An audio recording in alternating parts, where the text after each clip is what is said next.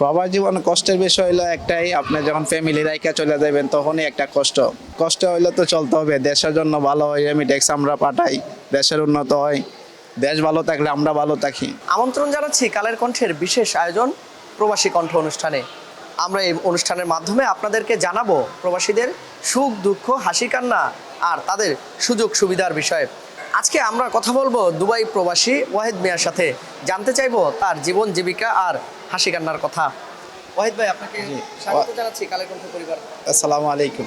কেমন আছেন আপনি? জি আলহামদুলিল্লাহ আছি ভালো।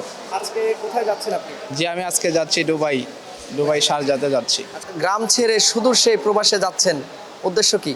উদ্দেশ্য এটাই, জীবন জীবিকার জন্য যাচ্ছি দূর প্রবাসে, এই আর কি। আমরা যাচ্ছি, দেশ ছেড়ে চলে যাচ্ছি দূর প্রবাসে, টাকা ইনকাম করার জন্য, দেশে পাঠানোর জন্য, এই আর কি। আপনারা এই যে যাওয়ার সময় বাংলাদেশে এখন বিমানবন্দরে কতটা পরিবর্তন হলো? আপনি তো দীর্ঘদিন যাবৎ প্রবাস জীবন করছেন, যে কি কি পরিবর্তন হলো বলে আপনি মনে করেন? যে আমি 2 বছর হয়েছে ওই জায়গায় ছিলাম, এখন ছুটিতে আসছি, দেখে গেলাম। এখন আগের চেয়ে অনেক উন্নত হয়েছে। আর আগের থেকে আপনার আগে যে দুর্নীতি ছিল, দুর্নীতি নাই এখন বর্তমানে। তারপর আরও সুযোগ সুবিধা রয়ে গেছে আর কি করার জন্য।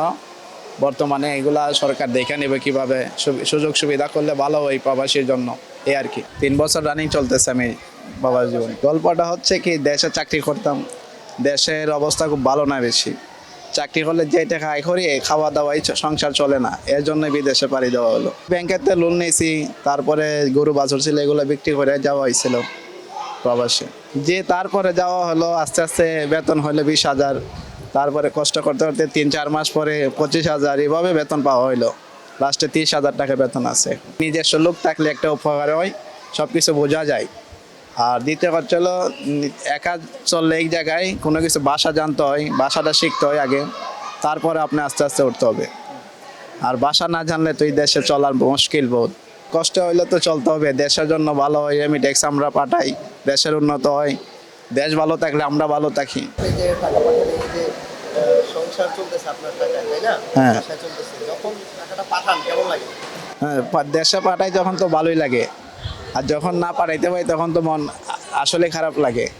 কারণ দেশে আমাদের টাকা দিয়ে সংসার চলা হয়, দেশে সব কিছু। প্রবাস জীবনের সবচেয়ে কষ্টের বিষয় কি বলেন? প্রবাস জীবন কষ্টের বিষয় হলো একটাই, আপনি যখন ফ্যামিলি রাইখা চলে যাবেন তখনই একটা কষ্ট। ওইদিকে খাওয়াতে কোনো কষ্ট নাই, টাকারও কোনো কষ্ট নাই, একটাই সমস্যা, ফ্যামিলি লেগে টেনশন থাকে, এই সমস্যা। আনন্দের বিষয় কি বলেন? আনন্দ কোনো কিছু বলা যায় না, আনন্দ আছে বিদেশে, যে টাকা কামাইতে পারতেছে, আনন্দ করতেছে, এমনিই চলতেছে দুনিয়া। সরকার যেন যারা প্রবাসে আছে তারা দেশে ফিরে যেন একটা ব্যবসা, যে কোনো একটা ব্যবসা করার জন্য সুযোগ দেয়, বা ব্যবসা করতে পারে, যে কোনো ব্যাংকের মাধ্যমে লোন টোন দেওয়ার সুযোগ সুবিধা দিতে পারে, তাইলে জিনিসটা ভালো হয়। আর এছাড়া আমি নিজেই দেখতেছি কোনো লোন টোন পাওয়া যায় না প্রবাসী যাওয়ার জন্য।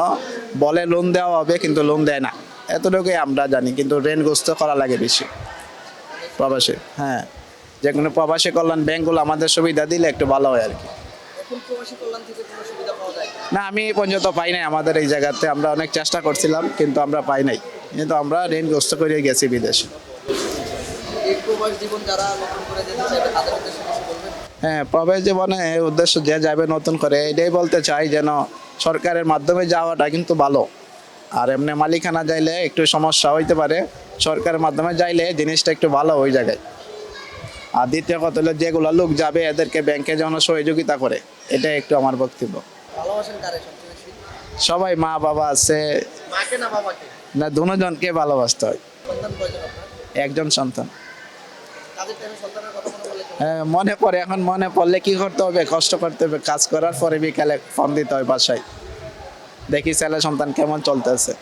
দর্শক, আমরা এতক্ষণ কথা বলছিলাম দুবাই প্রবাসী ওয়াহিদ মিয়ার সাথে, যিনি জানাচ্ছিলেন তার প্রবাস জীবনের সুখ দুঃখ, হাসি কান্না আর তার জীবন জীবিকার কথা। কালের কণ্ঠের বিশেষ আয়োজন প্রবাসী কণ্ঠ অনুষ্ঠান আজকে এ পর্যন্তই। পরবর্তী সময়ে অন্য কোনো প্রবাসীর সাথে আবারও কথা হবে। ধন্যবাদ সবাইকে।